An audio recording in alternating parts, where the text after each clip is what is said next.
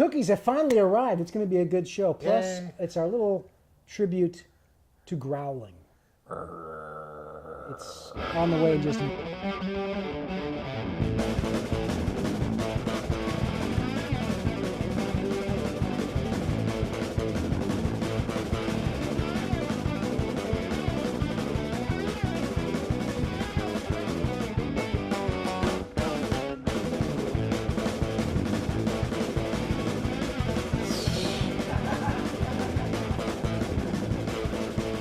From the birthplace of American barbecue, low country here, South Carolina, Mount Pleasant is where we are. It is great TV. I should be keeping numbers of the episodes because I want to be able to refer to the episode where we mentioned those. Can we bring those it's finally here? Time. Jack Waybor is here, 3-time South Carolina state champion and also founder of Carolina Pitmasters Barbecue Cooking School. And Bill West with barbecuetricks.com. All right, these are bacon cookie, Bill. You're also the keeper of the cookies. I am. I brought them with me today. We couldn't remember the name of the episode that we originally got the tip on bacon cookies, so I'm going to flash the website here at the bottom of the screen so we don't have to worry about it right now. Bacon cookies. Awesome. Oh, That's really good.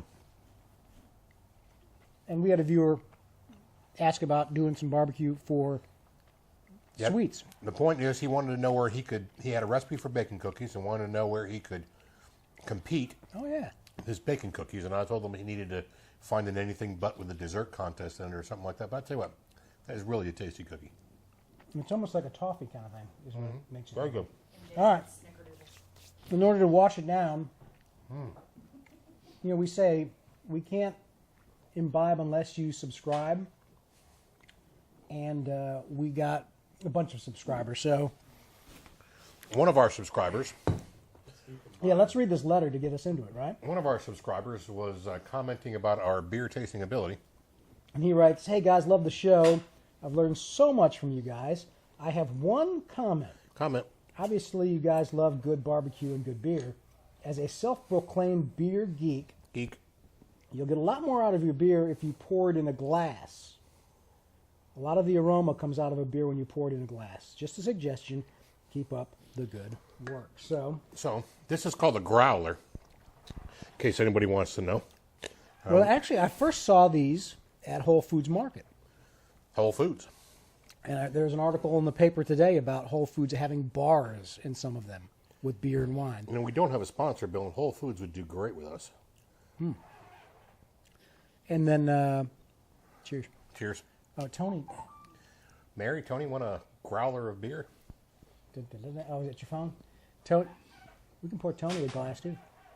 I'm working on it. Man, that's pretty good, Bill. This is called Stone Smoke Porter. And it's smoky. So I haven't done this. This is my first growler, but now apparently I can go back and pay to get it refilled, but you keep the jug. So it's... So you originally pay for the growler. Somewhat sustainable. The jug. And it comes out of Wine a While, You'll Feel Better, Mount Pleasant, South Carolina. The jug does. Wine a While, Mount Pleasant. I mean, we bought it. This isn't a sponsorship thing, but they look like a great little store, and this is a great beer. So you take your own beer, you take your own jug, fill it up. And I guess I think you can come back and get it filled up. Why not? That's the way they look like they did it at the Whole Foods Market. Stone Smoke Porter, 5.9%. We ought to be right by the time this gets done. We have to finish that by the end of the show. By the end of the show? Well, when you say it's the show that lasts about a One beer, and we got a big beer. We got a big beer. We better get to going. So let's get to the letter. Jack, how's it been going? I've been keeping up with you on Great TV. You've been doing an awesome job. Got a question.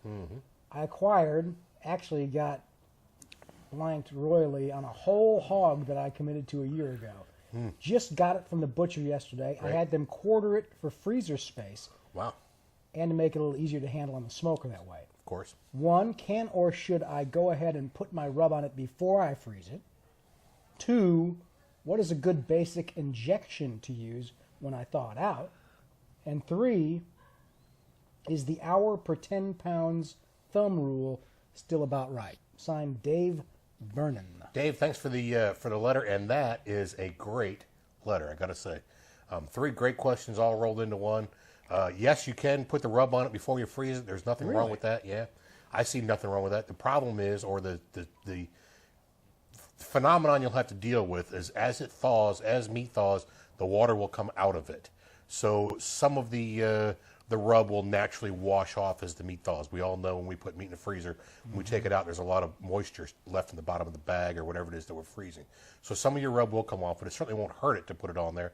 And while it's freezing, maybe some of that good flavor from the rub will kind of soak into the meat a little bit. So it won't hurt it to rub it before you put it in. A good basic injection, I always say, get yourself a good, quality apple juice. To a gallon, maybe put a half a cup of Worcestershire sauce in it, maybe a little more, maybe a little less, and then add salt to it until it gets just short of too salty. And that's the rule of thumb for making injections for pork. Pork can take a lot of salt. So while you're making your injection, you may have to add a little heat to it to get that salt to dissolve. But you go ahead, don't boil it, but just kind of get it warm so the salt will dissolve. Just take it just short of too salty. And of course, here in the Low Country, Bill, we're used to that kind of a if you want to call it mix, because when we do our shrimp boils down here, when you put the shrimp boil together and you add before you put the shrimp in, while you're putting the Old Bay and so on and so forth, you add salt to the water until it's just short of too salty, and that makes perfect shrimp. Okay. So you kind of follow the same rule of thumb when you're making injections for pork. Just short of too There's salty. a zillion different recipes you could make Sure. for injection, but Absolutely. a lot of it, I mean, I've even seen during one of the classes, you just did one of the hogs with just apple juice. Straight apple juice. So, So your injection can be whatever you want. I always, pork can take salt, so add some salt to it and let it go. there you go. So Thanks for the letter. If you that's a got great questions, Great Plate questions, or Great Plate pictures, send them our way. In fact, here's one. Matt Robertson Oh, Matt. sent us a nice little email. He's a firefighter in Alexandria, Louisiana. Here's the crew there. Memphis sanctioned Qing on the Red was in town the weekend of March 18th. He wasn't able to do it, but he's got some Mardi Gras pictures. Yeah, I saw the picture just this morning, Bill, and I tell you, that's a great looking plate. Great Plate is from our city's parade this year. We stuffed the pit with everything you could imagine, from baby back sport. He's got a lot on that. That was that's a chicken, lot of meat in that pit. homemade venison sausage, shrimp kebab, chicken kebabs, a little bit of everything. Anyway, thanks for the picture, Matt. He says keep up the good work, and hopefully he will meet y'all soon. Woohoo! Can't wait. Appreciate it. Let's get right to our gadget here today. All right. We also are enlisting the help of Cooking Out again. This right here, Bill, can you guess what it is? Well, it says ice on there, but it sure doesn't look like any ice pack that I've seen. This is called Techni ice, and the theory behind Techni ice is basically it's foldable and it's small when you get started, but this can either be used hot or cold.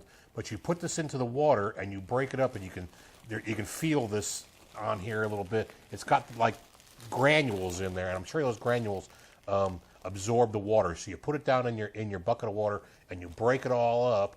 And as you break it up, that stuff absorbs the water, and it turns into those kind of pillow-like cooler things. You throw them in the freezer and get them good and cold, and you have ice that doesn't get wet when it thaws. Made in Australia. Good stuff. So why is this any better? It's just because it's a chemical ice, so it'll stay colder than... Because I've got some that are just, looks like pouches of like a water solution. And that's pretty much what that makes. You go ahead and break that up, and it absorbs, and then it doesn't make your cooler just a nasty little mess. But this way you could buy a package of 20 of them or something. Yeah, man. Probably keep them in the cupboard forever, and it doesn't take up a lot of space. Hot or cold Techni ice, Good made stuff. in Australia. And certainly we thank Tim from Cooking Out for supplying that to us, and we'll keep on using his gadgets and support his products. Cooking Out.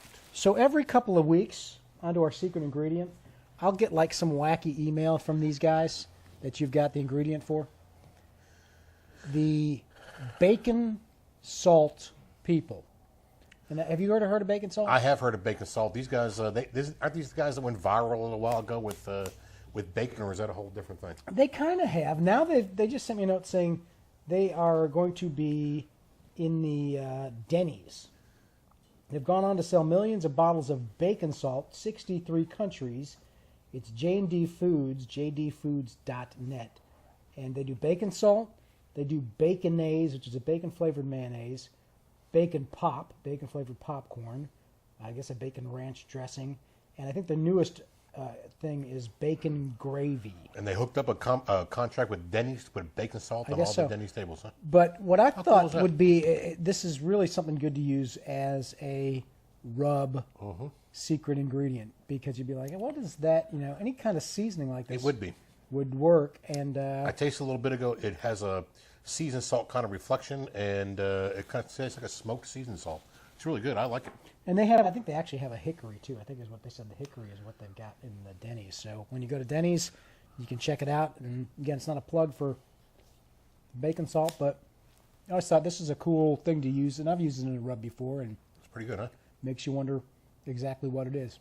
So bacon salt, and the website, if you want to go there, baconsalt.com. I'm sure that's where it is. Check it out. I'll tell you what, well, this is a real treat. Bacon cookies and beer. Bacon cookies and beer. Who the fuck? We'll just hang out here all night. We got a ways to go, though, on the growler. So, well, I'm ready for another one. So let me finish we'll hook this. up the growler here as soon as we can, and, check us out in the next show. Who knows what's going to be happening. Send us great plates. We would love to see them, and visit us at great. Make sure you subscribe via iTunes. Get on with the RSS feed. What's that called? What's that? Feed burner? Feed burner. Yeah, we'll send it to you via email.